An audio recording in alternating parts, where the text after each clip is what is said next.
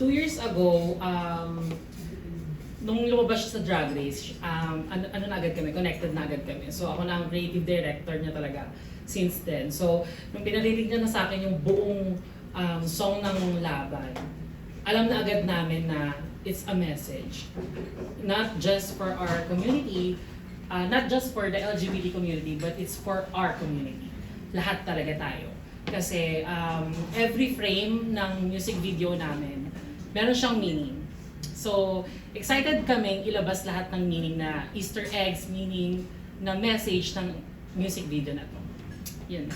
Tsaka I remember pa, yung as Jamie mentioned, nung start pa lang kasi after Drag Race, kasama na talaga namin si Jamie sa team. So alam na niya, sabi niya, pag lalabas yung Laban na music video, siya ang gagawa. Nag-dims na siya agad to.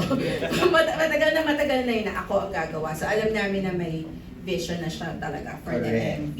Ikaw, was it a collaborative process ba between sino-sino ang nakatulong natin mag-konsepto nung MV? Actually, dalawa kami ni Jamie ang nakaisip ng lahat ng mga concept. Kasi si Jamie po ang gumawa ng lahat ng contents ko sa Drag Race Philippines nung lumalaban pa ako. Noon, syempre, kailangan yung mga look namin doon, kailangan kukunan siya, kailangan may kanya-kanyang paandar.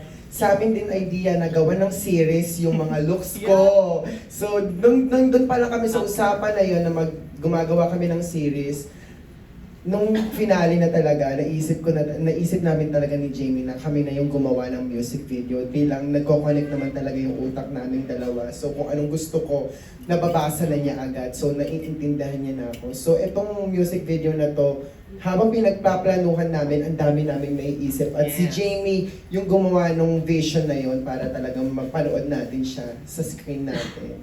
Yeah.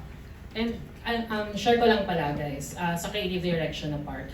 Meron mga scenes na hindi namin nagawa, pero makabuluhan pa rin siya. Like for example, meron dapat kaming scene na nasa pool si Jayvot ng blood, and then uulan siya ng blood. Because it symbolizes the EGK na nangyari before.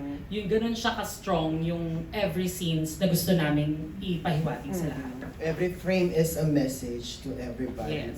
So, ayun talaga, habang iniisip pa lang namin to, gusto ko talaga na pag nilabas ko to, gusto ko maging makabuluhan siya. Ayoko maging music video lang siya. Gusto ko music video siya na ginawa at pinag-isipan at may kwento. So makikita niyo doon sa isang frame na nasa isang maleta ko. Yeah. Na So, punong-puno ako ng mga sash kasi ayun yung mga pinatay ng mga LGBT, mga sisters ko. Yes. Natin. Correct. Yung mga Na hanggang ngayon hindi pa rin nabibigyan ng hustisya. correct, like si Jennifer Laude, si Ashley Rain, sila yung and also of course yung maleta, it symbolizes the nangyayaring pasahan ng pera na puno daw siya sa maleta. So, di ba? Ganun namin siya pinag-isipan talaga. Thank you so much. Actually, mamayang 8 p.m. Pwede nyo ulitin.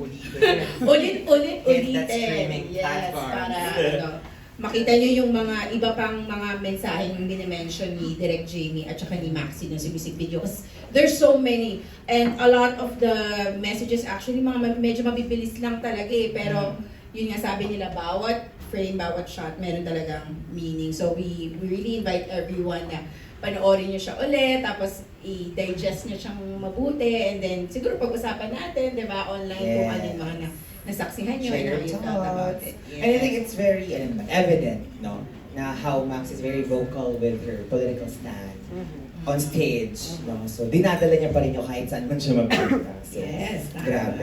Ika nga, laban. Yes.